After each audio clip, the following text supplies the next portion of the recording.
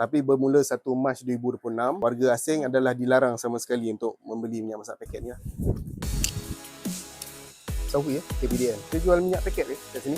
Oh, bos habis siapa? Manager. Manager sini lah. Dia orang mana orang sini? Tuan rumah. Tuan rumah. Minyak paket simpan mana dek? Dekat kaunter.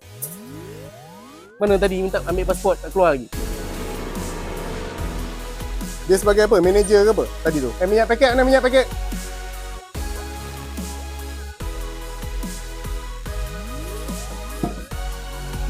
Banyak. 1, 2, 6, 7, 8. 8 kotak.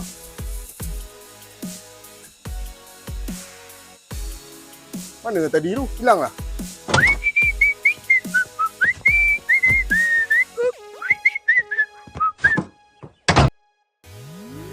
Tengok lesen minyak masak. KPDN dia ada buat satu sistem, iaitu sistem e-cost. Ini pemantauan untuk memantau penjualan minyak masak paket. Jadi siapa-siapa yang nak beli minyak masak paket kena download app e-cost, daftar di dalam tu dengan menggunakan My Digital ID lah, paling senang. Setiap kali buat pembelian akan perlu scan dekat sini. Beli dekat mana, beli berapa paket, semua ada di dalam sistem tu.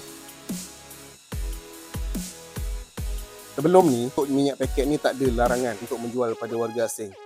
Tapi bermula 1 Mac 2026, warga asing adalah dilarang sama sekali untuk membeli minyak masak paket. Paket memang tak boleh langsung start 1 Mac. Sebab apa? Kalau ikutkan sistem e-cost tu sendiri dah boleh menghalang dah dia orang untuk beli. Kalau tak ada IC memang tak boleh daftar dalam sistem tu. So dalam kawalan remis juga, jangan benarkan lagi. Start 1 Mac 2026, langsung sama sekali warga asing tak boleh beli minyak paket.